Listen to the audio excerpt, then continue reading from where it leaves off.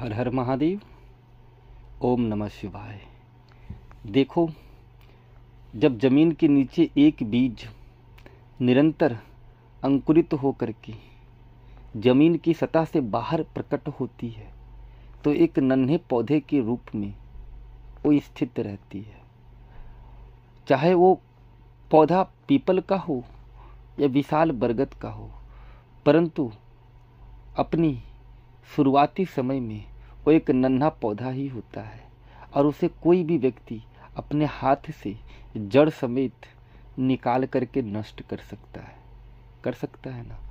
परंतु जब वही नन्हा पौधा एक विशाल वृक्ष का आकार ले ले तो क्या आपके अंदर इतनी क्षमता है कि आप उसको नष्ट कर सको? नहीं, शुरुआती में उसे नष्ट करने का अनेकों उपाय है। आप उसे पोषण तत्व नहीं दो, उसे पानी नहीं मिले, उसे पोषण तत्व नहीं मिले, खाद नहीं मिले, तो वो स्वतः अपने अस्तित्व को त्यागने लगेगा। उस अनुरूप वो विकसित नहीं हो पाएगा, है ना।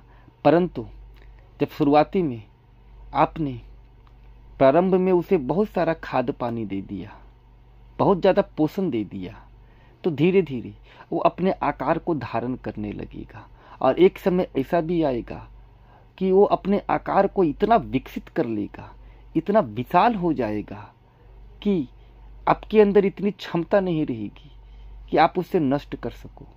उस समय अगर आप उसको खाद पानी पोषण तत्व नहीं भी प्रदान करो तो एक विशाल बरगद और एक विशाल पीपल का पेड़ अपना पोषण तत्व स्वतः प्राप्त करने लगता है ना। वो आपके ऊपर फिर निर्भर नहीं रह जाता है। सेम यही प्रक्रिया ध्यान साधना के दौरान कार्य करती है, क्योंकि जीवन के जिस अवधि में आपका स्वभाव, आपका गुण, आपका विचार और आपकी इच्छाएं हृदय में अपना स्थान बनानी शुरू कर रही है, अगर उसी समय आप अपना रूपांतरण करना प्रारंभ कर दो, अथवा अगर जीवन के सही मोड़ पे आपको सही मार्गदर्शन प्राप्त हो जाए, तो वो उस सत्ता को कभी विकसित होने, प्रगाढ़ होने, विशाल होने देगा ही नहीं। हाँ, उससे पहले उसको नष्ट कर दिएगा, उसकी दिशा बदल दिएगा।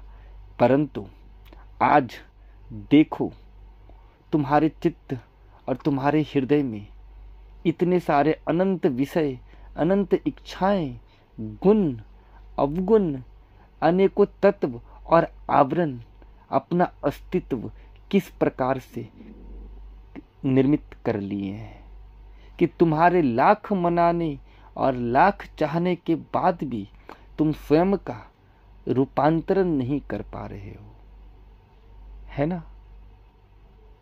तो अब यहाँ तुम्हारे पास केवल एक विकल्प बचता है कि तुम उसके पत्ते तोड़ने का काम करते हो, उसके टहनी काटने का काम करते हो, उसके तना काटने का काम करते हो। परंतु क्या एक पेड़ का टहनी मात्र काट देने से, पत्ते मात्र तोड़ देने से, तना को नष्ट कर देने से पेड़ का अस्तित्व नष्ट हो जाएगा?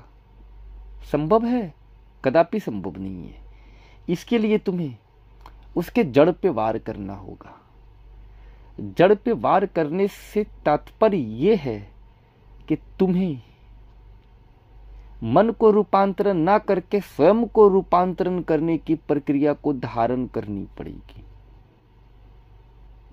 हाँ, मन को नहीं बदला जाता है, स्वयं को बदला जाता है। रूपांतरण मन की नहीं होती है, रूपांतरण स्वयं की होती है। रूपांतरण शरीर की नहीं होती है, अपितु रूपांतरण स्वभाव, गुण और विचार की होती है। इस तथ्य को हमेशा याद रखना। और जो व्यक्ति तुम्हें भौतिक रूप से केवल रूपांतरण की बातें बताता है और कहता है, उस पर कभी भरोसा मत करना, क्योंकि रूपांतरण भौतिक नहीं अपितु सूक्ष्म तत्व की विषय है।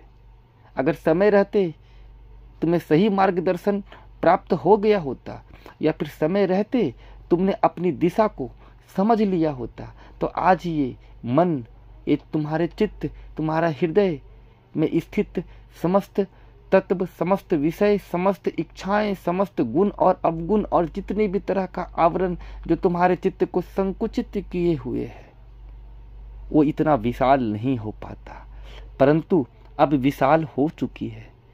तो यहाँ तुम्हें उसको नष्ट करने के लिए, उसे निष्क्रिय करने के लिए, अर्थात स्वयं को इन समस्त आवरण और तत्वों से मुक्त करने के लिए तुम्हें थोड़ी प्रयास और साधन की आवश्यकता पड़ेगी, थोड़ा ज़्यादा मेहनत करने की आवश्यकता पड़ेगी, एक दृढ़ संकल्प, साहस, संयम और सहन शक्ति की आवश्यकता पड़ेगी।